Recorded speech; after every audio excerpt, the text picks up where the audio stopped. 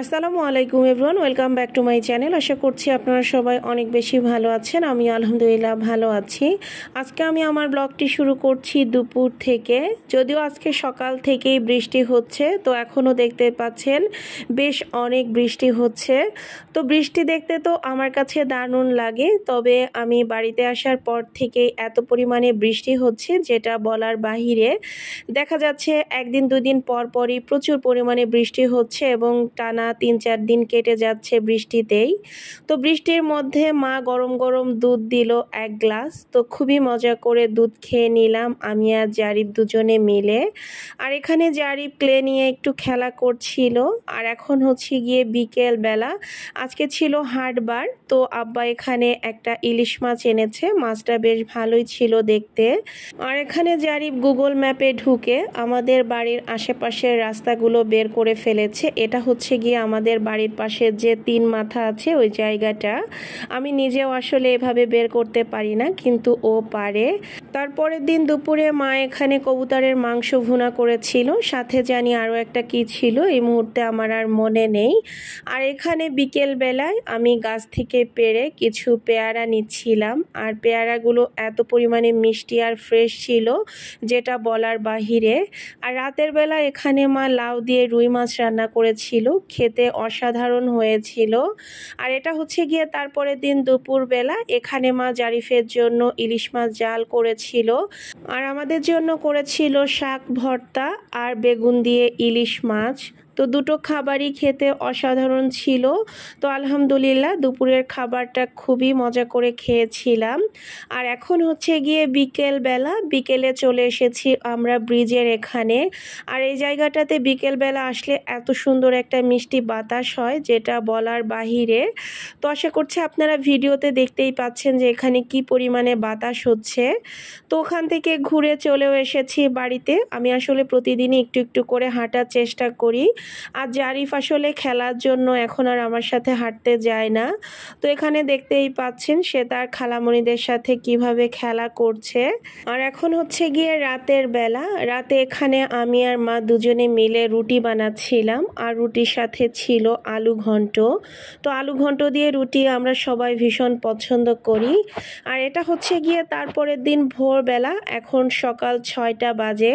তো আমি আজকে সকাল ৫:৩০টায় ঘুম থেকে উঠে রেডি হয়ে এখন আমি আর আব্বা যাচ্ছিলাম একটা জায়গায় মাছ কিনতে। সবাই বলতেছিল যে এই জায়গাটাতে গেলে মাছ পাবো, তো এই জন্য মূলত এখন আমি আর আব্বা বের হয়ে যাচ্ছি। তো বলতে বলতে অলরেডি বেরো হয়ে গিয়েছি। আর এখন যে জায়গাটাতে যাচ্ছি এটা হচ্ছে গিয়ে ২ নাম্বার ফটিকতলা।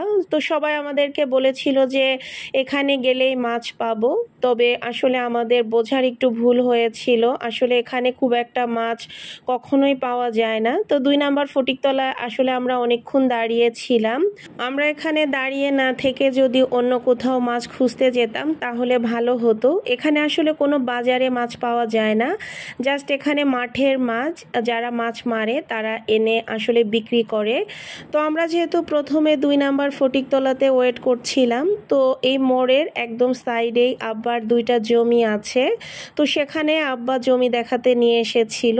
তো প্রথম এটা হচ্ছে গিয়ে একদম মোড়ের সাথেই, একদম যে ২ নাম্বার ফটিকতলার যে মেন জায়গাটা তার পাশেই। তো এখানে দেখতে পাচ্ছেন কলা গাছ, তারপরে আব্বা ভিতরে কদবেল গাছ, লিচু গাছ, আরও কি কি গাছ জানি লাগিয়েছে, মানে বেশ কয়েক ধরনের গাছ এখানে লাগিয়েছে। এবং জায়গাটা ছিল আগে অনেক নিচু, আব্বা জায়গাটা মাটি দিয়ে অনেকখানি উঁচু করেছে। আশা করছি আপনারা ভিডিও দেখেই বুঝতে পারছেন।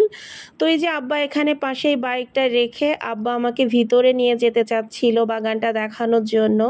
যেহেতু এখন প্রচুর পরিমাণে বৃষ্টি হচ্ছে, তো সেজন্য আমি আর ভিতরের দিকে যাইনি, কারণ ভিতরের দিকটা অনেকটা ভেজা ভেজা ছিল। তো এই জমিটা দেখা হয়ে গেলে আর ১ মিনিট ১.৫ মিনিটের মতো হাঁটলেই সামনের এই জমিটা। তো আমরা এই জমির কাছে এখন চলে এসেছি। আর জুম করে প্রথমে যেটা দেখালাম তো সেটাই যে আপনাদেরকে একটু দেখিয়ে দিচ্ছিলাম। তো আব্বা আসলে এই জমিতেও অনেক ধরনের গাছ লাগিয়েছে। এখানেও দেখতে পাচ্ছেন বেশ কিছু কলা গাছ, তারপরে ভিতরে নাকি কিছু কদবেল গাছও লাগিয়েছে আব্বা। তো এর পাশেই যে একটা বিরাট দিঘি দেখতে পাচ্ছেন, দিঘিটা ছিল অনেক বড়। আমি আসলে কাদার কারণে সামনের দিকে আর যাইনি। তো এই দিঘিটা হচ্ছে গিয়ে আমার আব্বার মামাদের। তো পাশেই হচ্ছে গিয়ে আমার আব্বার এবং কাকার জমি। আব্বার জমিটা উঁচু করেছে আব্বা মাটি দিয়ে, আর নিচে যে পানির মতো জায়গাটা দেখতে পাচ্ছেন এটা হচ্ছে গিয়ে আমার ছোট কাকার। তো আব্বার ছোট কাকার জায়গা এখানে আর কি। আর এখন প্রচুর বৃষ্টির কারণে মাঠে হালকা হালকা পানিও জমে গিয়েছে। আর 2 নাম্বার ফটিকতলাতে একটা যাত্রী ছাউনি আছে। এখন যে যাত্রী ছাউনিটা আপনারা দেখতে পাচ্ছেন এটা একদম ফটিকতলার মোড়েই, এবং এই যাত্রী ছাউনিটাও আমাদের জায়গায়, এবং এখানে মানুষ আমাদের জায়গা ভাড়া নিয়ে দোকান করেছে। যাত্রী ছাউনির পাশে যে বন্ধ দোকানগুলো দেখতে পাচ্ছেন এগুলো আমাদের জায়গা, মানে এই পাশের পুরো সাইডটাই আমাদের, মানে আমার চাচাদের, আমাদের সবার মিলে আর কি। তো যাই হোক, 2 নাম্বার ফটিকতলাতে তো আমাদের এগুলো দেখতে দেখতে একটু দেরি হয়ে যায়। তো একজন আমাদের পরে বলেছিল যে এখানে মাছ পাবো না, অন্য একটা জায়গায় যাইতে বলে। এই জায়গাটার নাম হচ্ছে মমিনের কুড়ে। তো আমরা সেই জায়গাটাতেই চলে এসেছি। তবে আজকে আমরা আসলে কোথাও মাছ পাইনি। মাছ না পেলেও আমার মনে আসলে তেমন কোনো আফসোস ছিল না, কারণ এত সকালবেলা এসে এত সুন্দর সুন্দর কিছু জায়গা দেখতে পেরে মনটাই ভালো হয়ে যায়। সকাল সকাল মনটা একদম ফ্রেশ হয়ে যায়। মাছ পাইনি তাতে কি হয়েছে, আব্বার সাথে যে এত সুন্দর সুন্দর জায়গা ঘুরতে পারলাম, এটাই আমার কাছে অনেক বড় কিছু। তো আমার আজকের ভিডিওটা আপনাদের কাছে কেমন লেগেছে অবশ্যই কিন্তু কমেন্ট করে জানাতে ভুলবেন না। সবাই ভালো থাকবেন, সুস্থ থাকবেন, আমাদের জন্য দোয়া করবেন। আল্লাহ হাফেজ।